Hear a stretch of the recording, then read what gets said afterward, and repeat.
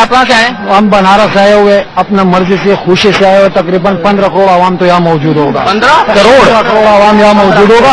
तो रास्ता पुलिस ने बंद किया हुआ, कैसा गलत है? रास्ता पुलिस ने, मैं खुद 1.5 घंटा कर रहा हूँ, 1.5 घंटा आवाम बोर्ड है, पुलिस नहीं छोड़ रहे। 15,000, 15 लाख के 15 करोड़। 15 लाख के तो 15 लाख क्या चीज है, 15 करोड़ है।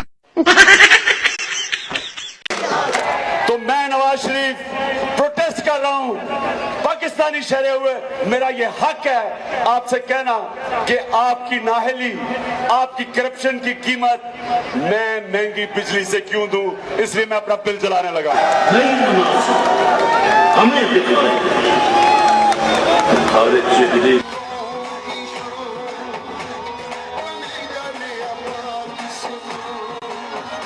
दिन में करप्शन खत्म करने का दावा कर रहे हैं इमरान खान साहब। ये पॉसिबल कैसे है?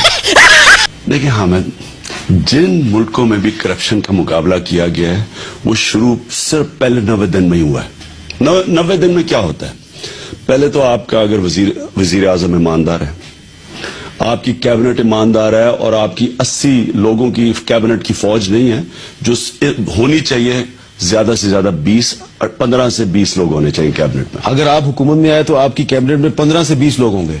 बिल्कुल होंगे, इसलिए कि हमने वहां ये नहीं मुफ्त मुकानी सबसे करना, सबको हड्डी नहीं देनी। अच्छा जी, क्योंकि मैंने खाना है तो चलो आप वो वजारत दे लें, आप उधर खाएं, आप उधर। जिनके आबा अजदाद पाकिस्तान में टीचर, प्रोफेसर, अदीब, शायर, मुसन्निफ थे, आज उनकी औलादें रक्षा और टैक्सी चलाने पे मजबूर है। वजह क्या है? वजह ये हुक्मरानों का झूठ के कह रहे हैं कि आवाम टैक्स नहीं दे रही। भाईजान, आपने इंतहा ये कर दी, ये बच्चों की टॉफी है 8 आने 1 रुपए वाली, देखें ये इसके पैकेट में क्या लिखा हुआ है, सेल्स टैक्स मिलाकर 1 रुपए की बिकेगी। ये है माचिस, ये है टूथपेस्ट, करीब आ जाओ दिखाओ, ये लिखा हुआ सेल्स टैक्स मिला के ₹26 रुपए सेल्स टैक्स है, उसके बाद 180 रुपए। ये है दवाई, पोस्टान, पैनाडोल, कालपोल, आप जितनी दवाइयां खा रहे हैं सेल्स टैक्स। ये है वो शैम्पू जो आप रोजाना इस्तेमाल कर रहे हैं, सेल्स टैक्स। ये बच्चों का 10 रुपए वाला पापड़ है, पढ़िए, सेल्स टैक्स। ये है आटा, दाल, चावल, घी, तेल, चीनी, सब कुछ में तो आपने सेल्स टैक्स लगाया हुआ है। अब आपसे मेरा सवाल ये है, पानी हम टैंकर से पीते हैं, गैस हमारे चूल्हों में नहीं आती, सिलेंडर लेते हैं, के electric east company, India company आपने हम पे मुसल्लत कर दी है, प्राइवेट कंपनी।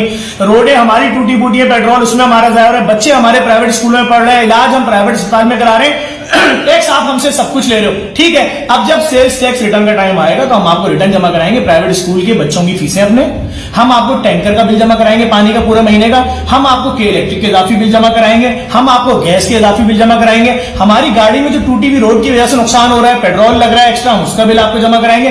वो तमाम चीजें जो आपकी जिम्मेदारी थी वो हम आपको। लोगों को राशन के साथ साथ अपना लिटरेचर भी फराहम कर रही थी, वहां पर लोगों ने शदीद एहतजाज किया और उन्हें वहां से भागने पर मजबूर कर दिया।